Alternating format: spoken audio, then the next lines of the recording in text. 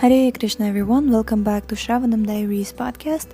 I'm your host Sulalita Devidasi and we are continuing to read Beyond Illusion and Doubt by His Divine Grace, Srila A.C. Bhaktivedanta Swami Prabhupada, and this book is also known as Dialectic, Spiritualism, Vedic Views on Western Philosophy. It's the original title. So we're continuing the first chapter, Socrates. Disciple. Socrates held that all the virtues are one thing, knowledge. He saw goodness and knowledge as inseparable. This union of the two seems to reflect features of Sattva Guna as described in the Bhagavad Gita. Srila Prabhupada. Sattva Guna, the mode of goodness, is a position from which we can receive knowledge. Knowledge cannot be received from the platform of passion and ignorance. If we hear about Krishna or God, we are gradually freed from the clutches of darkness and passion. Then we can come to the platform of Sattva Guna. And when we are perfectly situated there, we are beyond the lower modes. In the words of Srimad Bhagavatam 1.2.18 to 19, Nashta prayeshva badreshu nityam bhagavata sevaya bhagavati uttama shloke bhaktir bhavati naishtiki Tadarajastamo bhava kamalobhadayaschaye cheta etaranavidham sthitam sattve prasidati. Quote, for one who regularly attends classes on Srimad Bhagavatam and renders service to the pure devotee, all that is troublesome to the heart is almost completely destroyed, and loving service unto the personality of Godhead, who is praised with transcendental songs, is established as an irrevocable fact. As soon as irrevocable loving service is established in the heart, the effects of nature's modes of passion and ignorance, such as lust, desire, and hankering, disappear from the heart. Then the devotee is established in goodness, and he becomes completely happy. Unquote. This process may be gradual, but it is certain. The more we hear about Krishna, the more we become purified. Purification means freedom from the attacks of greed and passion. Then we can become happy. From this platform of purity, known as the Brahma Bhuta platform, we can realize ourselves and then realize God. Realize ourselves and then realize God. Haribol. So before realizing the supreme good, we must first come to the platform of Sattva Guna, goodness. Therefore, we have regulations prohibiting illicit sex, meat eating, intoxication, and gambling. Ultimately, we must transcend even the mode of goodness through bhakti. Then we become liberated, gradually develop love of God, and regain our original state. Muktir hitvanya tarupam. This means giving up all material engagements and rendering full service to Krishna. Then we attain the state where Maya cannot touch us. If we keep in touch with Krishna, Maya has no jurisdiction. Mayam etam tarantite. This is perfection. Disciple. Socrates took the oracular gnoti seuton, know thyself, to enjoin care of the soul. Care of the soul, as we have seen, involved an intense intellectual endeavor, a kind of introspective contemplation or meditation. It gradually purified the self, detaching it more and more from the body and its passions.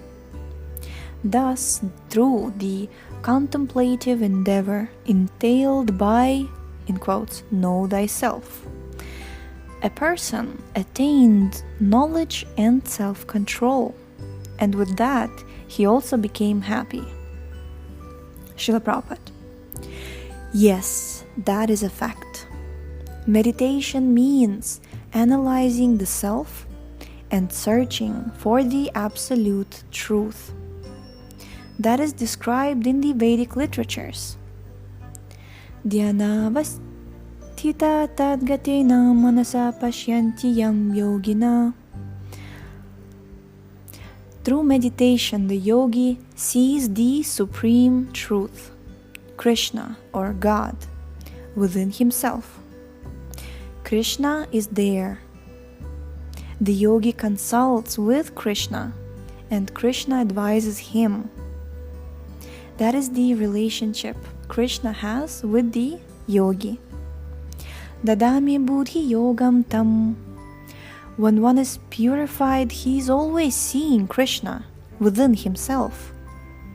This is confirmed in the Brahma Samhita 5.38. Premanjana churita bhakti vilochanena santah sadaiva hridayeshu vilokayanti yam shyama sundaram achintya gunasvarupam govindam adi purusham tamaham bhajami. Quote, I worship the primeval Lord, Govinda, who is always seen by the devotee, whose eyes are anointed with the pulp of love. He is seen in his eternal form of Shyamasundara, situated within the heart of the devotee. Thus, an advanced saintly person is always seeing Krishna. In this verse, the word Shyamasundara means blackish, but at the same time extraordinarily beautiful. Being the supreme personality of Godhead, Krishna is, of course, very beautiful. The word achintya means that he has inconceivable, unlimited qualities. Although he is situated everywhere, as Govinda, he is dancing, always dancing in Vrindavan with the gopis. There he plays with his friends and sometimes, acting as a naughty boy, teases his mother.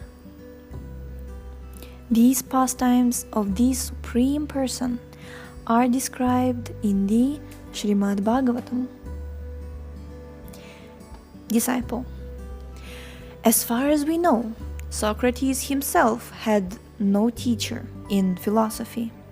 Indeed, he refers to himself as, in quotes, self-made. Do you believe that one can be self-taught?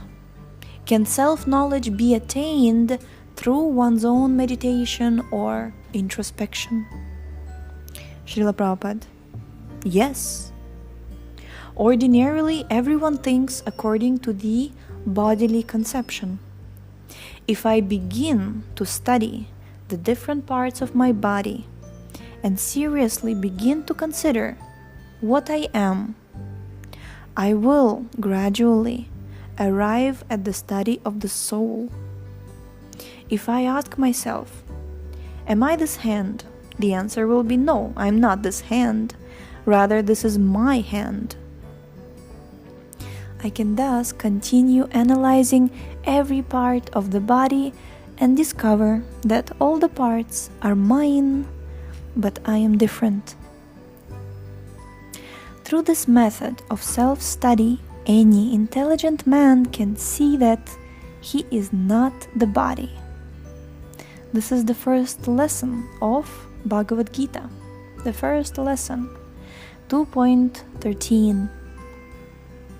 Dehinosmin yatha dehe kaumaram yauvanam jara tatha dehantara praptir dhiras tatra namuhyati. Quote, as the embodied soul continuously passes in this body from boyhood to youth to old age, the soul similarly passes into another body at death. A sober person is not bewildered by such a change. Unquote.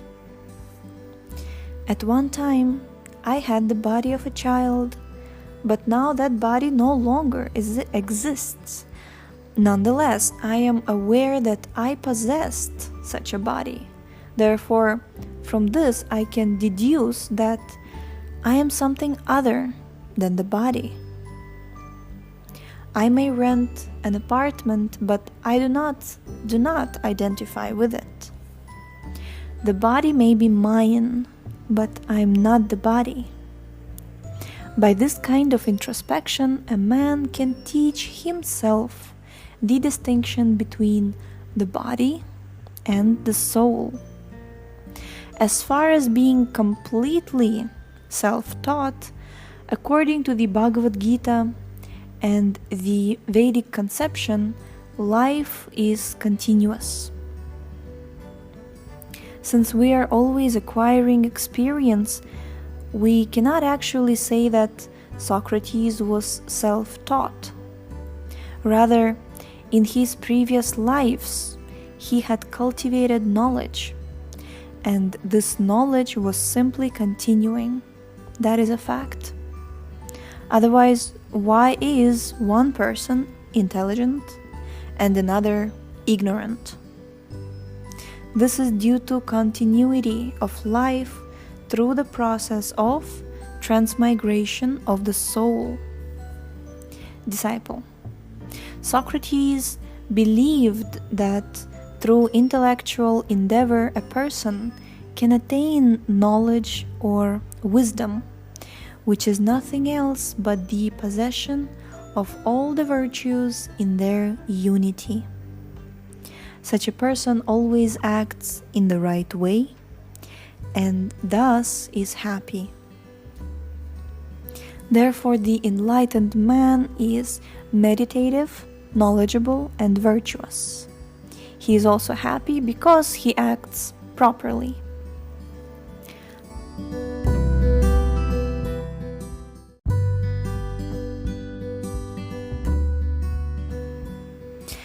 Srila Prabhupada. Yes, that is confirmed in the Bhagavad Gita 18.54. Brahma bhuta prasannatma na shochati na kankshati. When one is self-realized, he immediately becomes happy, joyful. Prasannatma. This is because he is properly situated. One may labor a long time under some mistaken idea, but when he finally comes to the proper conclusion, he becomes very happy.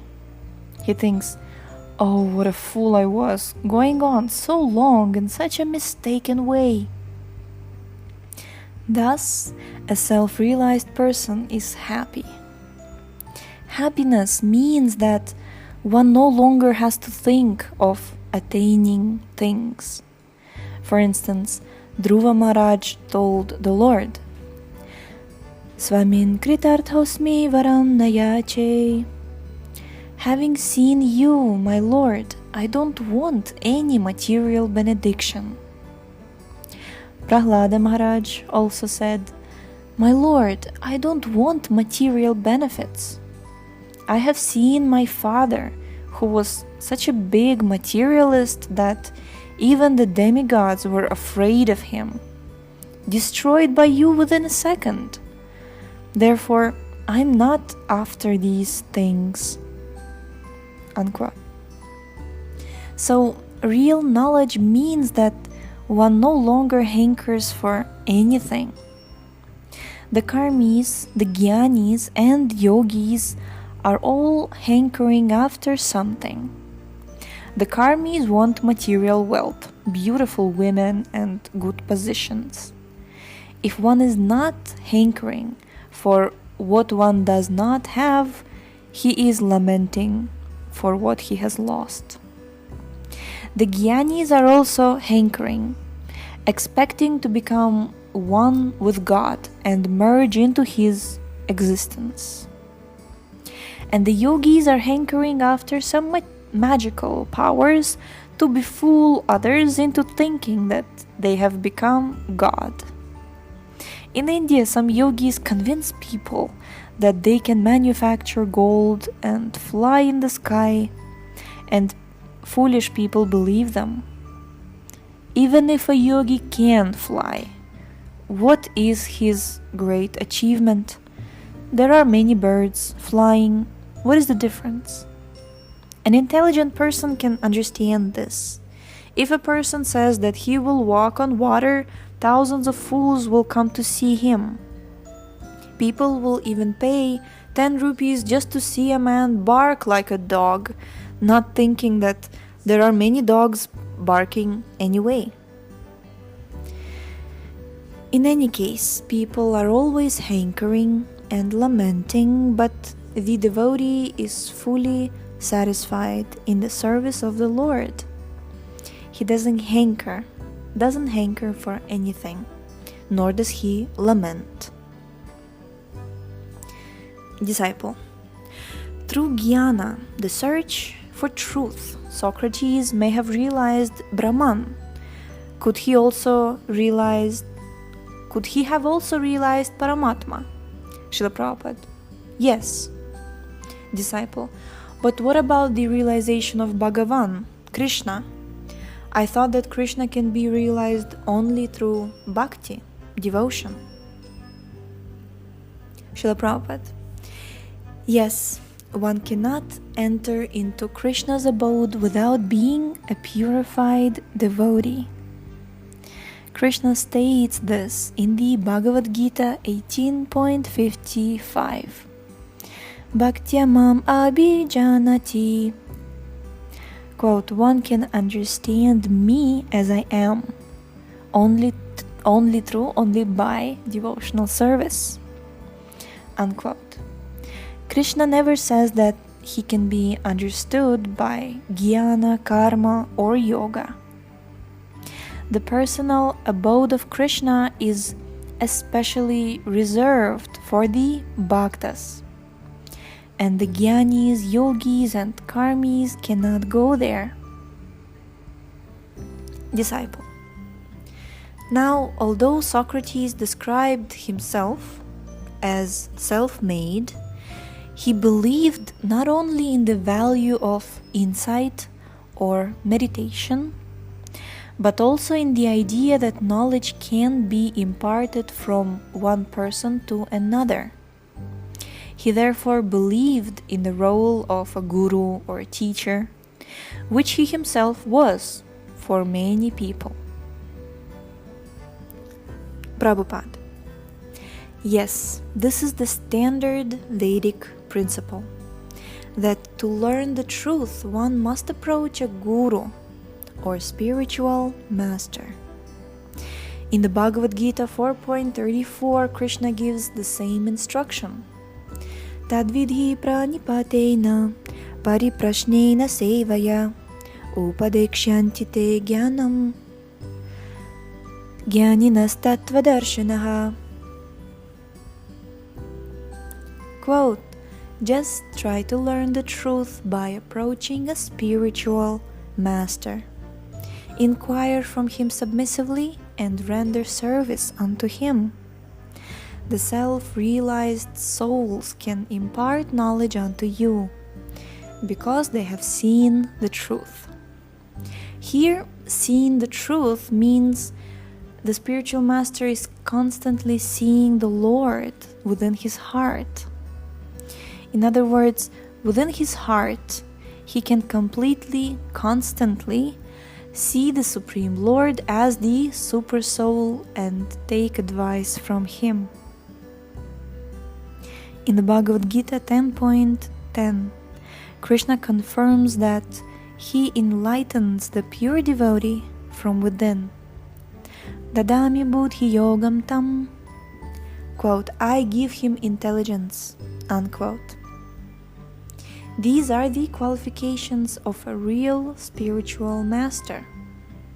So it seems that Socrates would give his disciples a chance to develop their understanding. That is a good process, and it is natural. It is just like when a father teaches his child to walk. First of all, he helps the child, taking his hand. Now walk, let me see how you walk. Although the child sometimes falls down, the father will encourage. Oh, you are doing very nicely. Now stand up and again. Stand up again and walk.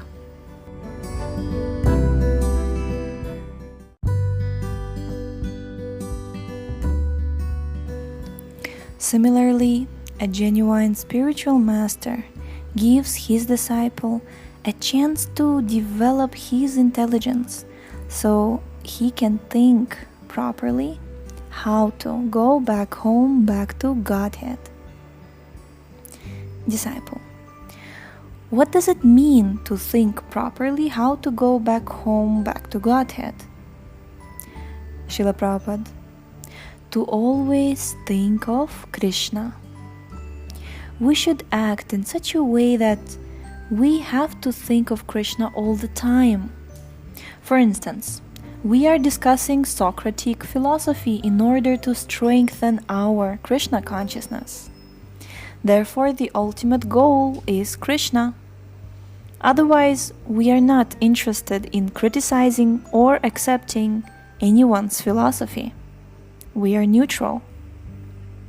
Disciple, so the proper use of knowledge is to guide everything in such a way that we become Krishna conscious. Srila Prabhupada, that's it. Without Krishna consciousness, we remain on the mental platform. Being on the mental platform means hovering. On that platform, we are not fixed. It is the business of the mind to accept this and reject that. But when we are fixed in Krishna consciousness, we are no longer subjected to the mind's acceptance or rejection. Disciple, right conduct then becomes automatic. Srila Prabhupada, yes, as soon as the mind wanders, we should immediately drag it back to concentrate on Krishna. While chanting, our mind sometimes wanders far away, but when we become conscious of this, we should immediately bring the mind back to hear the sound vibration of Hare Krishna. This is called Yoga Abhyasa, the practice of yoga. We should not allow our mind to wander elsewhere. We should simply chant and hear the Mahamantra, Hare Krishna mantra. That is the best yoga system. Disciple, Socrates could have avoided the death penalty if he had compromised his convictions. He refused to do so and so became a martyr for his beliefs.